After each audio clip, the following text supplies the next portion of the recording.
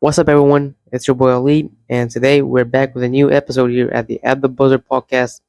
Today we're talking about the Houston Rockets and talking about what they did this offseason and my expectations for them on opening night and what do I think is going to plan out for the Houston Rockets this offseason. Okay, I'm sorry I haven't uploaded in the last couple of weeks. I have uploaded 2 videos, but you know what I mean. I haven't been consistent so far on the channel since I've started. I've started 2 weeks ago and haven't been consistent. I've only uploaded 2 videos. I'm sorry about that. Yeah, man, it's been pretty tough to be honest with you, academically, and I've had some private stuff going on. I know, you know what I mean, but you know what I mean. I'm just pray for me all, and hopefully, even if you have some problems, I'm just trying to away from basketball. Let's just talk. You gotta talk to someone, man. If you're feeling if you're feeling bad, talk to someone. And if you're having a bad week, there's always another week ahead. Maybe the next week is the best week of your life. You never know, man. You just never know. Maybe even the next day is gonna be the best day of your life. You just never know. Okay. Anyways, let's get back right into it, and let's start with the first thing they did this offseason. They re-signed with Steven Adams on a 3-year, $39 million contract. Look, man, Steven Adams had a really cool leadership role. The Rockets last season, he looked pretty good. He missed his first season with the franchise. He had an injury. He missed the whole 2023, 2024 season. And then I have some problems with my throat. Okay, so excuse me if I get voice cracks or if I'm coughing a bit in the video. Okay, I'm sorry. And then it's a 3-year, $39 million contract. Perfect contract for him. He's still 31 years old. I think he was like the second oldest guy on the Rockets. That tells you how much their young core is. You know what I mean? I think the oldest player is Jeff Green at 37 years old. So that was really good for the Houston Rockets. And then they got the re-signing of the head coach Emi Udoka. They re-signed with Emi Udoka on a long-term contract. Man, he's been a really good coach for them. My guy is he's a really good coach, offensively and defensively. His tactics are always really good on the court. Man, wow. Uh, highest NBA. He's now highest NBA, one of the highest paid NBA coaches here. After 52 win season and a top 2 seed for the first time in 7 years. Wow. So man, he's a really good coach. He was assistant coach in Brooklyn during the Harden, KD, and Kyrie era. Then he was the head coach of the Celtics, and then he went with them to the NBA Finals in 2022 against the Golden State Warriors. Yes, he lost. Then he went to the Houston Rockets, and he has been cooking there, to be honest with you. And then we got the Kevin Durant trade. Just this trade, if it happened any other day, would have broken the internet. It already broke the internet. So imagine if it didn't happen on the same day of Game 7 of the NBA Finals, man. It literally happened like 6 hours maybe before the NBA Finals. Got traded for Jalen Green, Dylan Brooks, the number 10 overall pick, which was originally Phoenix pick, okay? But in a previous trade, Rockets had that pick, okay? So now, um, the Rockets basically just gave Phoenix back their pick, which turned out to be Kamal Malouk, the center from Duke University, who played with Cooper Flag last season from South Sudan. Now, they got KD, man. They got KD, a real first scoring option here. He's the best scoring option they have. Probably going to be so much better than Jalen Green. We saw what happened in the Warriors series last summer. So, man, KD, Alperen Şengün, and Amin Thompson, that's crazy, man. We got Fred VanVleet as well, who signed a 2-year, $50 million contract, which is basically 25 mil per year. He's a really good player, amazing player. And then there's a player option. So in year 2, the contract is going to be player option. Okay, so that's crazy. And then you have a Jason Tate, Aaron Holiday, and Jeff Green all re-signed with the franchise. Probably all for minimums. You know what I mean? It just not minimums. Like they gave him basically a 1 year contract, I think, an extension offer. That's good for them. They keep their depth together. They don't lose a lot of players here. And then they signed with Jabari Smith Jr. on a 5 year, 122 mil contract, a rookie extension. Look, man, Jabari has been a bit disappointing the first couple of seasons here. 3 years in, everyone expected him to be so much better. Everyone expected him to be like at the ceiling where Paulo Banchero is right now, like an all-star player. You know what I mean? An all NBA player type caliber of player. Okay, I'm not saying he's gonna be playing the same style as Paulo Banchero. I'm saying at the point where Paulo is, everyone thought that Jabbar would be after 3 years in the league. You know what I mean? But it turned out Magic took the correct pick. I think was taking Paulo, and then Shed going to the Thunder. I think I'm even taking Jalen Williams over him. I'm taking Jalen Williams going third overall over Jabari here. Okay, but still very young player, especially with KD coming in. He could learn a lot of stuff, and so far in preseason, he's actually looked so much better. I'm not gonna lie, to be honest with you. And then the first preseason, first free agency signing is going to be Dorian Finney-Smith. Um, Coming on from the Los Angeles Lakers on a 4 year, 53 million contract, which is an absolutely amazing D for a really amazing 3 and D player. Dorian Finney-Smith, after only spending a half season with the Lakers, is not going to re-sign with them. He's going to the Rockets, having a better chance at winning there. And then we got Clint Capella signing a 3 year, 21.5 million deal, which is basically almost 7.5 million per year, maybe. Look, man, Clint Capella and Houston Rockets legend, literally. He's a really good player. He played with the Harden era, and then he left, going to the Hawks. And then he came back here now, and so far, him and Alpen Şengün playing together has looked really good. I'm not gonna lie, it has looked phenomenal so far. There's a clip where Şengün throws an alley oop to him, man. That was crazy, for being honest.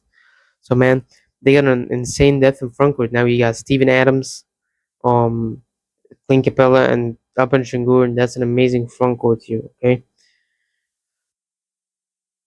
They waived Joel Crandall ahead of his July 7th. They waived, and he's gonna sign. I don't know where I don't know if he even signed with an NBA team, but he left. So that's the first player to leave the Houston Rockets roster from last season. They traded Whitemore to the Washington Wizards for 2 second round picks. Look, man, Cam Whitemore is a really good player that I really like, and I've actually thought this was an L trade for the Houston Rockets. But when I thought about the reasons they would do this, you could really, it's reasonable a bit, as he's going to year 3 after playing 2 years there. Man, it's crazy. It's just he's been a really good player. Whenever he got minutes on the court, he can knock down threes. A very athletic player, very hype. He's a really high, like a player. When you get hype when you see him on the court. You know, he out of anywhere he could go and poster someone. You know, he can shoot threes. He's a really good player, but just there's a lot of young talent on the Rockets roster that already has proved themselves. So they're getting a lot of playing time. So Whitemore is literally playing the garbage minutes, like the last 3 or 4 minutes of the game most of the times. Yes, he gets some bench minutes sometimes, but most of the time he gets garbage minutes. That's not good for his development. He was picked 20th overall, if I'm not wrong, in the 2023 NBA draft. And then um, he got traded to the Wizards now. I think that's a really good trade for him. I think if I'm him, I'm gonna be happy. Yes, I don't. The Wizards are terrible, but that's a good thing. You know, he's gonna get a lot of playing time, maybe even be a starter at some point of the seasons. So that's really good, man, for him. And the Rockets as well get 2 second rounders, so they get more picks for maybe a future trade. My throat is cooking me, man. Then we got the Houston Rockets. Brett Van Veet has been elected as the president of National Basketball Players Association after C.J. McCollum. Then they signed with Josh Okogie on a 1 year, 3.1 mil contract. Look, man, Josh Okogie is a really good player, entering his 8th NBA season. A really good 3 and D wing, but the problem with him is health. He's always injured. He never plays. I think the last couple of seasons he played a really low number of games. So man, it's all about health for Josh Okogie. And even if he doesn't, if he doesn't, if he gets injured and he misses the season, for example, just a 3 month contract. But you know what I mean. I don't know, man. But so far in preseason, he looked mid. It's okay, for a 3 mil deal. It's okay. Then they're playing on NBA Christmas Day as well. They got a Christmas game against the Los Angeles Lakers, which is I don't know. They could have gotten a game against the Thunder. I think would have been more compatible. Okay, and then they got an opening night, which is playing literally, we're literally less than a week away from opening night, man. I'm so excited to see my Thunder getting championship rings, getting a championship ring. You know what I mean? So the Rockets at Oklahoma City Thunder, of course, for ring night. So that's crazy, man. Houston Rockets at Oklahoma City Thunder, and KD's gonna see the Rockets, see the Thunder raising up the banner and the rings. I don't know what's gonna happen on that night, man. I'm so excited to see what happens. John Wall as well retired from basketball, man, and he's a Hall of Famer. Houston Rockets as well. Yeah, that was the biggest news of the last month. I think it was September was a pretty dry month, if I'm not gonna lie with you. But Travis just dropped a bomb out of nowhere saying Red Van Vliet suffered a torn ACL in a I think he was working out in the summer for the new season. He gets his ACL torn, and it's not potentially season-ending injury. That's a season-ending injury. He's probably not going to play that next season. So that's crazy. Now, this is where everyone started talking to you. The Rockets goes a tier lower here because now you're starting Reed Shepard. That was the last news. Okay, they're starting we all you like you're now short on point guard position. You're short on playmakers. You got Reed Shepard now, and you got Amen Thompson. These are the only two that can run the ball up the floor. Okay, Reed Shepard. Problem with him is he's a still underdeveloping guy. He's going into year two. He's going into year two, and he wasn't playing a lot of minutes last season. We didn't see him a lot. He played mostly with Cam Whitemore in the garbage minutes. So man, you're asking that guy to take a huge step forward and lead and play and be a starting point guard on a potentially championship team. That's a pretty like that's a huge responsibility there. Okay, that's a really huge responsibility. And then maybe you give Mentos at the point guard position. He's gonna be okay. He's a really good player. But so far in the preseason, Reed Shepard has been starting the games. He's been the one playing in the point guard position, and to be honest, he looked pretty good so far. So maybe they people recommended that maybe they could trade for a point guard, but a lot of people are trusting Reed Shepard. And if I'm the Rockets, I'm just if you're asking for my opinion, I think that yeah, just keep playing with Reed Shepard, man. I think he's a really good player, and he's gonna learn a lot from this season. Maybe he becomes a star because you played him in a season where everyone told you to get another point guard. I just think that you need to give him a chance before going to trade for somebody. Okay, you just need to give him a chance for the first month of the NBA season. It's not gonna really matter. The first month, you still have a lot of players that can carry you to wins without Fred VanVleet. But you know what I mean. It's a month where you can really test Reed Shepard and see if he's capable of playing on that step or not. Okay, but he's still a good player. Man, he's an amazing player, amazing point guard. I've watched the preseason game against the Jazz, against the Pelicans. He was really good. Okay, that's about it. That's their summer, man. Look, man, and then let's go to open night or what I think the Rockets could be. I think their floor is going to be probably a first round exit. They're definitely making the playoffs. The ceiling is I'm gonna say NBA Finals. I don't think they can win the championship yet. Just I don't know why, but I think it's an NBA final appearance, not an NBA championship. I think even if they I don't know, or maybe even a You know what I'm gonna say? The ceiling for me is a Western Conference Finals appearance. That's gonna be the ceiling for me. I think the Denver Nuggets are a better team, to be honest, so far, especially with experience. I don't think anyone on that Rockets team can stop Nikola Jokic, Jamal Murray when he gets hot. They all have championship experience. They won a damn NBA championship. And then you got the Oklahoma City Thunder, the best team in the NBA, beating champs. They get everything that can counter Houston. Okay, they have everything to deal with Houston. Um, Maybe even you could see like the Los Angeles Lakers pulling off like an upset. Yeah, it could be an upset because I think the Rockets roster is so much better than the Lakers roster. But man, imagine Luka Doncic goes out there averaging 40 points and then sends you home in 6 games. What are you gonna do about that? Okay, Clippers maybe the Clippers could give them a series. It's a really tough. If it was the East, I could say like literally a championship. If it's the East, but the West is too hard. Team doesn't have enough experience. They only played in one playoff series. Amen Thompson, one playoff series. The only guy with literally literally playoff experience is Kevin Durant and Fred VanVleet, and now Fred VanVleet is also gone. He's cooked. So man, it's only Kevin Durant leading that team.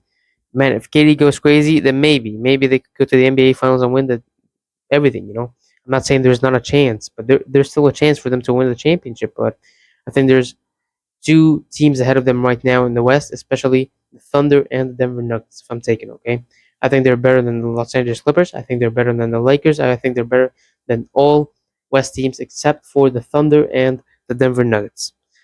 Anyways, guys, that's about it for the Houston Rockets.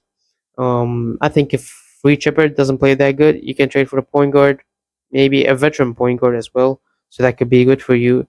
Good for the Rockets. There was news about Russell Westbrook, but you know what? A couple of hours ago, we just received the breaking news that Russell Westbrook signs with the Sacramento Kings. So shout out to Brody Russell Westbrook. And anyways, guys, that's what we had today at the buzzer episode here. We were talking about the Houston Rockets. Don't forget to drop a like, drop a sub, turn on notifications to get every new episode. I'll leave him out here. I'm signing out from the At the Buzzer podcast.